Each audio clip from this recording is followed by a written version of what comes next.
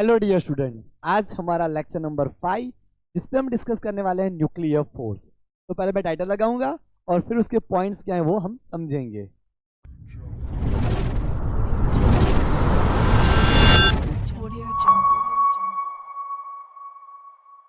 Nuclear force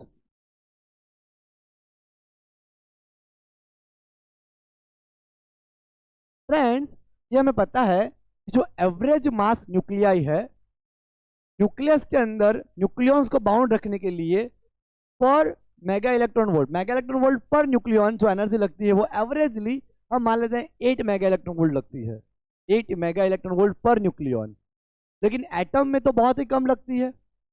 हमने chapter 12 में जब एटम पढ़ा तो उसमें इतनी एनर्जी नहीं लग रही थी, लेकिन न्यूक्लियस के अंदर न्यूक्लियॉन को बाउंड रखने के लिए या उसको लिबरेट करने के लिए, एक न्यूक्लियॉन को लिबरेट करना हो तो एवरेज एनर्जी लगती है 8 मेगा इलेक्ट्रॉन वोल्ट पर न्यूक्लियॉन एवरेज, राइट। अब हमने देखा कि 30 से लेके 170 तक अप्रोक्सीमेटली 8.7, 8.6, 8.8 के आसपास है। 8.75 तो हाईएस्ट है, 8.7 के आसपास है। 30 से लो लाइन लाइटर न्यूक्लियाई की भी बाइंडिंग एनर्जी बहुत कम है, और 170 से हाई जो हायर न्यूक्लियाई है, हैवी न्यूक्लियाई, उनकी भी बाइंडिंग एनर्जी बहुत कम है। तो 30 से 170 तक अप्रोक्सीमेटली कांस्टेंट रहती है। तो हम यहाँ पे कांस्टेंट पूरी एवरेज ले लेते हैं 8 मेगा इलेक्ट्रॉन वोल्ट। तो इसका रीजन क्या है तो वो हम यहाँ समझेंगे। तो उसके रीजन में न्यूक्लियर फोर्स आता है। तो हम यहाँ पे क्या करेंगे, न्यूक्लियर फोर्स की बारी बारी से प्रॉपर्टी समझेंगे। अब आप सोचो कि न्यूक्लियस के अंदर अगर मैं हीलियम का न्यूक्लियस ले लूं, 2 प्रोटॉन और 2 न्यूट्रॉन, राइट। न्यूक्लियस के अंदर प्रोटॉन प्रोटॉन साथ में रह रहे हैं।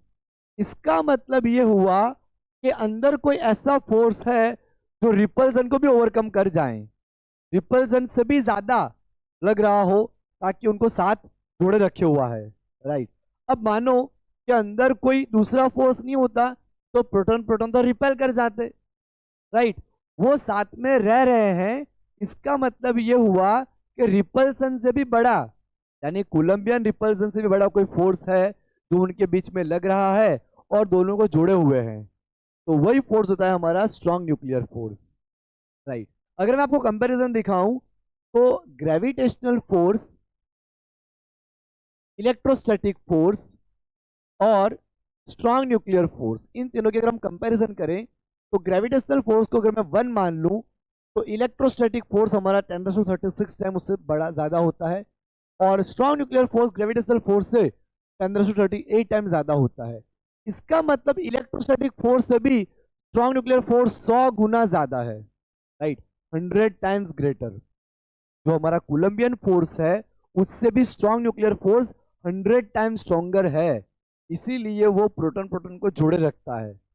आप सोचिए कि 92 यूरेनियम 238, इसमें 92 प्रोटॉन साथ रहते हैं 10⁻⁻14 मीटर रेंज में, इतनी रेडियस में 92 प्रोटॉन साथ रहते हैं।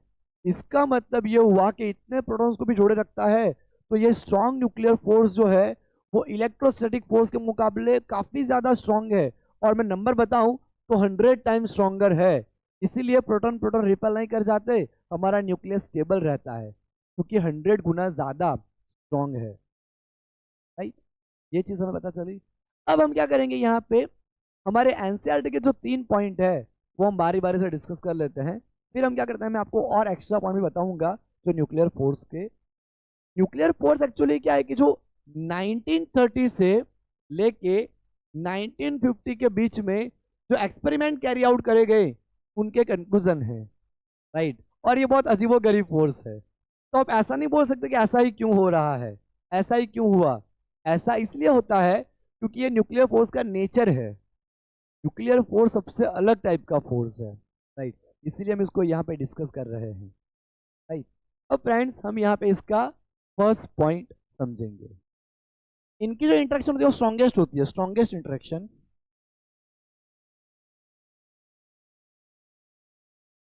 ये जो न्यूक्लियर फोर्स है वो सबसे ज्यादा स्ट्रॉन्ग है। ये nuclear force is stronger than gravitational, पहले लिखेंगे Coulombian force between charges and gravitational force between masses। दो मास के बीच में जो ग्रेविटेशन लग रहा है या दो चार्ज के बीच में जो कोलंबियन फोर्स लग रहा है उससे भी स्ट्रांग होता है हमारा न्यूक्लियर फोर्स, राइट। अब सोचो मैंने आपको बोला कि दो प्रोटॉन है यहाँ पे और यूरेनियम में 92 प्रोटॉन होते हैं। 92 प्रोटॉन साथ में है, इसका मतलब ये हुआ कि वहां पे कितना सारा रिपल्सन क्रिएट हो रखा होगा, लेकिन वही रिपल्सन को ओवरकम करता है हमारा स्ट्रांग न्यूक्लियर फोर्स और उनको जोड़े हुए रखता है। यानी स्ट्रांग न्यूक्लियर फोर्स हमारा कोलंबियन फोर्स से 100 गुना स्ट्रांग है, राइट। 100 गुना स्ट्रांग है, 100 टाइम्स ग्रेटर है। तो ये चीज हमें पता चली कि बहुत ही स्ट्रांग है। Okay, second point friends, second point के लिए यहाँ पे हमें क्या करना होगा, एक ग्राफ ड्रॉ करना होगा। तो मैं क्या करता हूँ, यहाँ पे ग्राफ बना लेता हूँ फिर आपको एक्सप्लेन करता हूँ, राइट। सेकेंड पॉइंट को हम बोलेंगे वेरिएशन विद डिस्टेंस।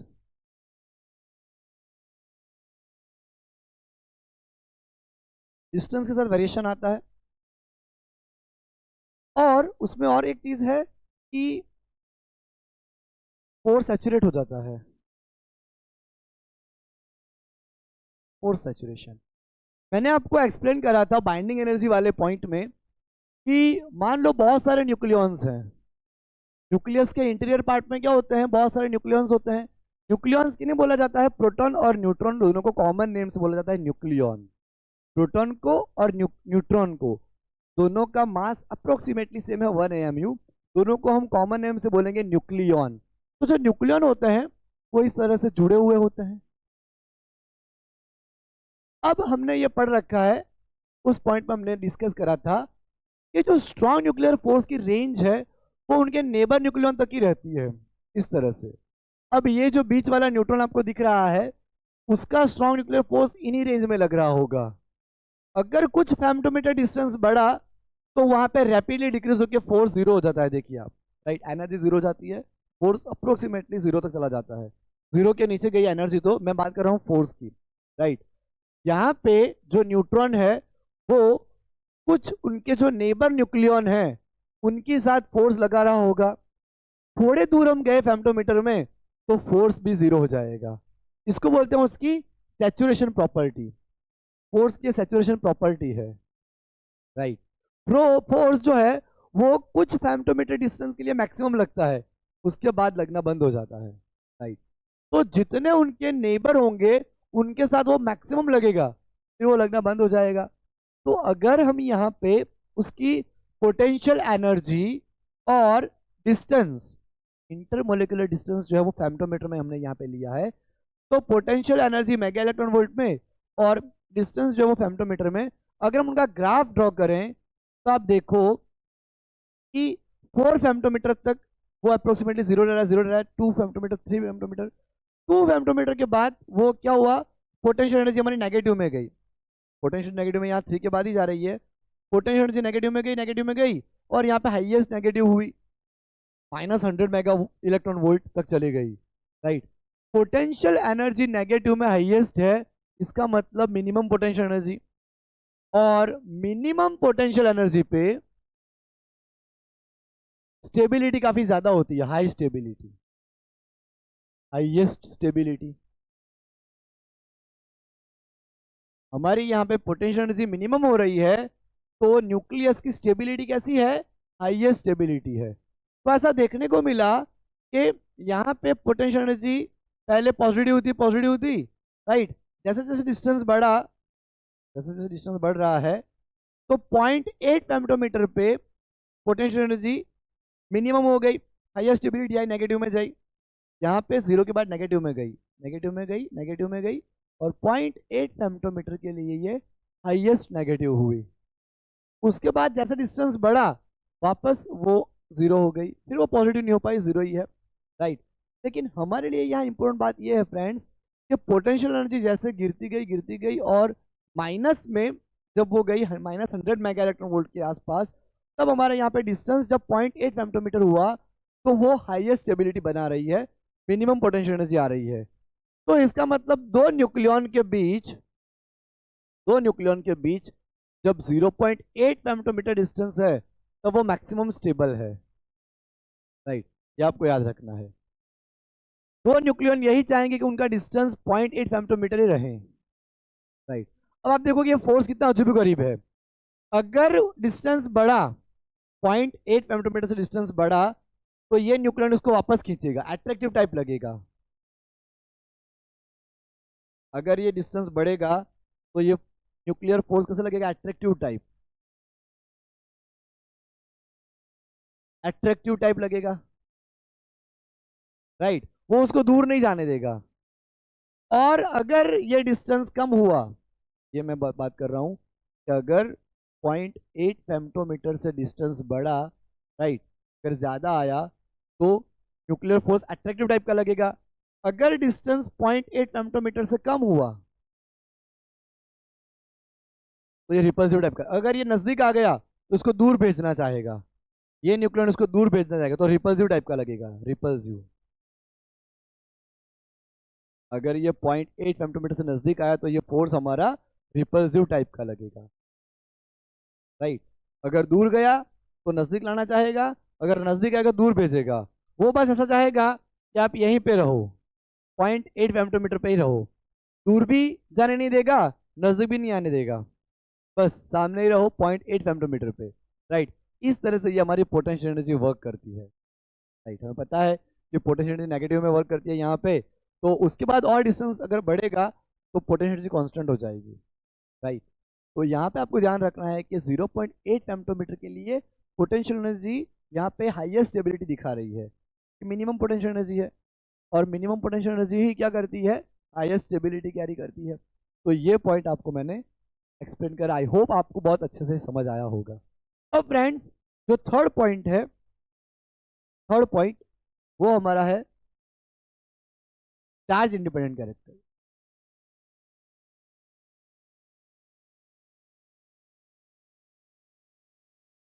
अब इसमें तो बहुत सिंपल सी बात है कि जो ये जो न्यूक्लियन है, मान लो मैंने वापस ड्रॉ कर रहा हूं हीलियम का, ये जो न्यूक्लियन है, जब ये न्यूक्लियर फोर्स लगता है तो कोई भेदभाव नहीं रखता, राइट। जितना दो न्यूट्रॉन के बीच लग रहा है उतना ही दो प्रोटॉन के बीच लगेगा, और उतना ही न्यूट्रॉन और प्रोटॉन के बीच लगेगा। चाहे न्यूक्लियन के पास चार्ज हो या ना हो, सेम फोर्स लगेगा। तो ये इंडिपेंडेंट है, चार्ज इंडिपेंडेंट। चार्ज हो या ना हो, वो कोई भेदभाव नहीं करता, राइट, नो पार्शियलिटी। दो प्रोटॉन के बीच में जितना लग रहा है, दो प्रोटॉन के बीच में जितना फोर्स लग रहा है उतना ही दो न्यूट्रॉन के बीच में लगेगा, उतना ही एक प्रोटॉन और एक न्यूट्रॉन के बीच में लगेगा, राइट। दो प्रोटॉन के बीच में जितना फोर्स लग रहा है उतना ही दो न्यूट्रॉन के बीच लगेगा, और उतना ही न्यूट्रॉन और प्रोटॉन के बीच लगेगा, उसमें कोई भेदभाव नहीं रहेगा। तो ये क्या है, जो है वो इंडिपेंडेंट है, राइट, चार्ज के ऊपर डिपेंड नहीं करता है ना। तो ये चीज़ आपको आइडिया होनी चाहिए कि जितना फोर्स हमारा प्रोटॉन प्रोटॉन के बीच लग रहा है उतना ही न्यूट्रॉन न्यूट्रॉन के बीच लगेगा, और उतना ही न्यूट्रॉन प्रोटॉन के बीच लगेगा। तो चार्ज हमारा कैसा है, इंडिपेंडेंट कैरेक्टर बिहेव करता है, राइट। तो आई होप आपको ये पॉइंट आइडिया होगा। और फ्रेंड्स मैं इसको मिटा देता हूँ, हमारे एनसीईआरटी में ये तीन ही पॉइंट है। तो अगर आप एनसीईआरटी को फॉलो कर रहे हो, राइट, बोर्ड के लिए इंपॉर्टेंट पॉइंट तो ये तीन ही है, लेकिन आपको और इन्फॉर्मेशन चाहिए तो हम और पॉइंट दो तीन डिस्कस करते हैं। फ्रेंड्स, इसमें हम स्पिन डिपेंडेंट कैरेक्टर भी आता है, स्पिन के ऊपर डिपेंड करता है, स्पिन डिपेंडेंट कैरेक्टर।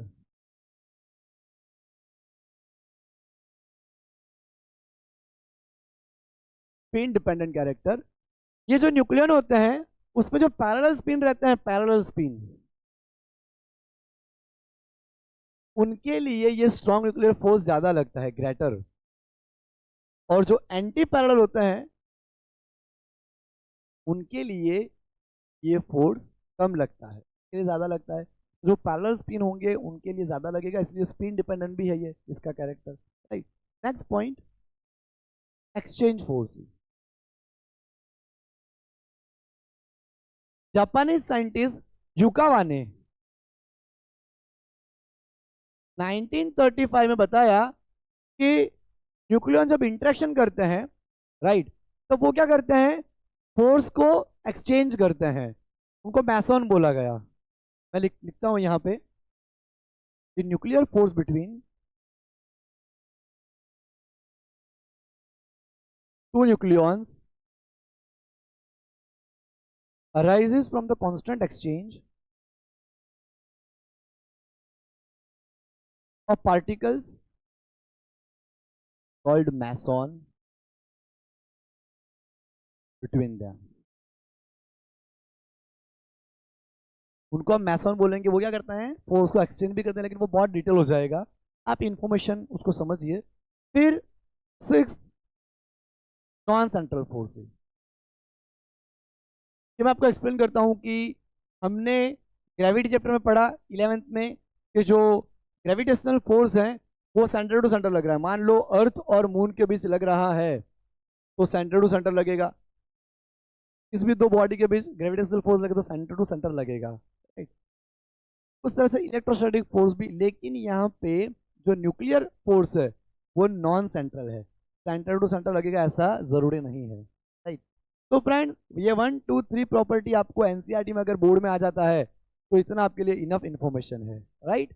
अब हम नेक्स्ट टॉपिक जो हमारा स्टार्ट करेंगे वो न्यूक्लियर फिजन करेंगे, जो काफी इंपॉर्टेंट टॉपिक है। तो मिलते हैं फ्रेंड्स, बाय एवरीवन।